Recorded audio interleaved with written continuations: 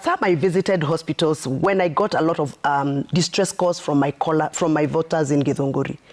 I decided to just go to the hospitals and get to see what's going on. And I was referred to one hospital here in Nairobi by my voter who was stranded in that hospital. So I went to that hospital and I went to other 4 hospitals. I went to a government hospital, a referral hospital. I went to a dispensary. I went to a mission hospital level 4. And I can tell you there is a big, big problem. I want to use an example of the mission hospital that I visited. The mission hospital that I visited told me they are owed 233 million by NHIF.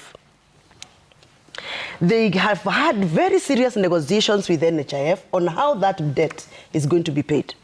They were promised they will be paid 2 million every month, but they only receives 230,000 every month. From the 2 million promise to 230,000. So they were asking me, if we are receiving 230,000 per month, and we are told that we are going to be receiving 2 million, and we are owed 233 million, how long? How many years? How many years are we going to wait for NHIF debt to be paid before we actually get on track on the new SHA system? And the Bible says in the book of 1 Timothy 5, verses 1, that do not rebuke the elders. Rather, if they are going off key or they are going out of the way, try and appeal to them, but do not rebuke. That's what the Bible says. In the book of Numbers 12, verses 8 to 9, says that you should not speak against God's servants, because the wrath of speaking against God's servants might be a whip to you. It's not my voice, that is the Bible's voice. My voice. The church interacts with the people more oftenly than any other person in this country. The church does the highest level of public participation on matters pertaining livelihoods. And the first time when the president talked about the Catholic Church during the Tangaza graduation ceremony, I felt like the president should have probably maybe used that opportunity to probe further, to get to know what are the issues. I would have loved to see him sit on the side with the bishops and ask them, what is this that you're complaining about CBC? What is this that you're complaining about SHA and SHIF? But using the podium to look like you're rebuking them or reprimanding them, or kind of giving them a lecture, that didn't look very well. And people are not happy. The church is not happy. Not only the Catholic bishop. Yesterday we saw the PCA church. There was a reverend who pronounced himself very strongly in Kahawasukari yesterday. There's another reverend who pronounced himself from the ACK church in the Rift Valley yesterday. So this is something that is not only touching the Catholics because they run schools and hospitals, but this is a matter of every other Kenyan.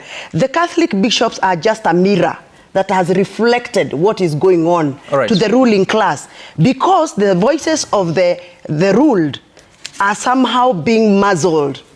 Kenyans are being silenced from speaking, and that is why the church is taking over.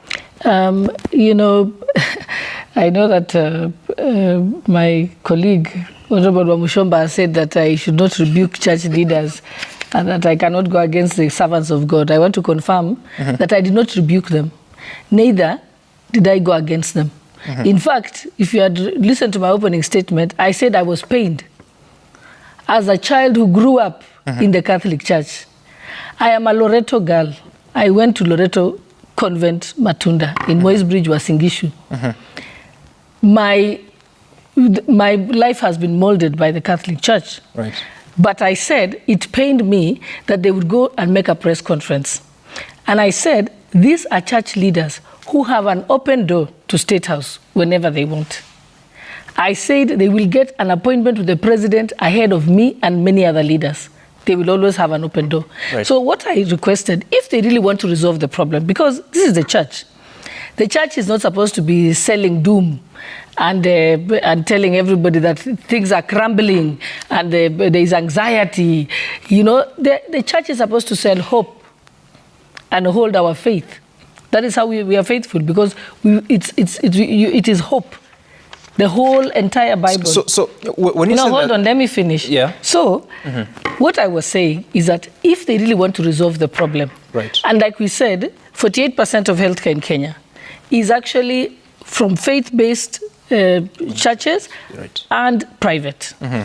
And usually, they are big stakeholders. So if they have a problem with SHIF or SHA, what they should do is seek an appointment with the head of state and say, this is what we see is going wrong. These are our proposed solutions. And this is where we can help in trying to resolve it. That is what the church is supposed to do. They're not just supposed to come and cry and say things are bad and everything is going wrong without giving us a solution. We are looking upon them. They are our spiritual fathers and mothers. They are not in government, Mheshimiwa Speaker.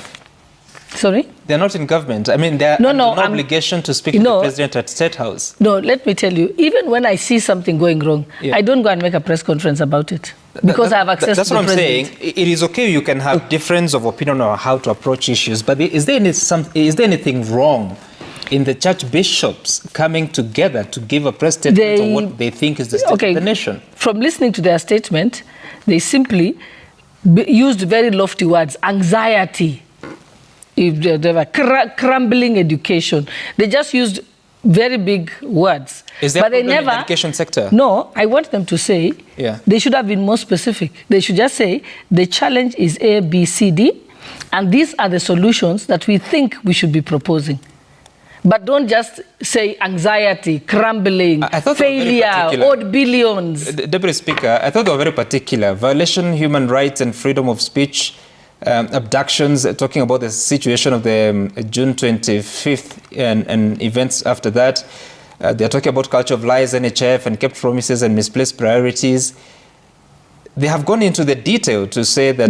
Those are not specifics. Those are just English words. I'm saying, when the government fails to fulfill... They are descriptive words, they are not I just want to read specific. Your paragraph. When the government fails to fulfill its promises, particularly concerning payments to essential service providers, it harms vulnerable communities. This is the case with NHIF. The neglect of faith-based organizations, hospitals, now owed billions in dues, is an issue we have addressed constantly, even with the president. And you're saying that they should have gone to speak to the president at State House. Yes, and also, by the way, good manners and proper ethics is if I've had a conversation with the head of state over a problem, I then don't go in public and announce it.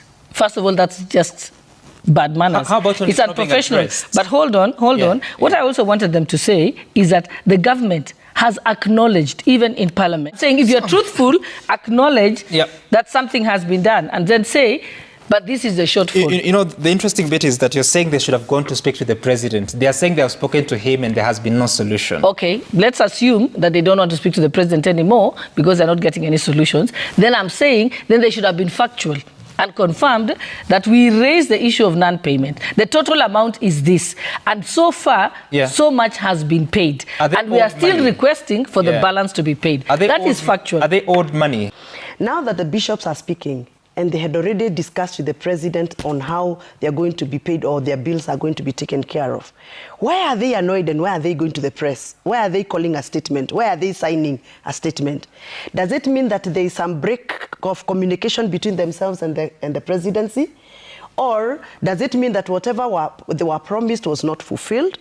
And I think my sister Gladys would have told us here, other than just rebuking the bishops, although she said she's not rebuked them, I thought it was easier for her as a senior member of parliament, you know, somebody who speaks and looks like speaks for the government, to tell us, why are these bishops complaining? Could there be maybe some pending bills that have taken quite some time? There are pending bills. And could they be getting frustrated? Right. And if they are getting frustrated, what is the best way? How is what strategy should we adopt so that this annoyance, this anger, does not continue building? Because I can obviously see the bishop's tone was not a good tone. Right. They looked like they were frustrated. You know, using words like lies, you know, they said lies. They used, you know, they used words that, to me, indicated that there was a little bit of anger.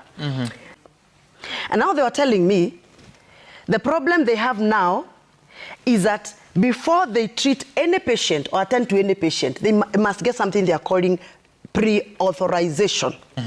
The communication between the hospital and the SHA system, the SHIF system, for them to be allowed to, or rather let me use the word they're using, the technical word, for them to get the authorization, it is taking them approximately 3 hours for one patient. So the queues that I found... For all the procedures or even... I went to the dialysis center. Okay. I did not go to any other, but I went to dialysis because that's where the problem, the biggest problem was.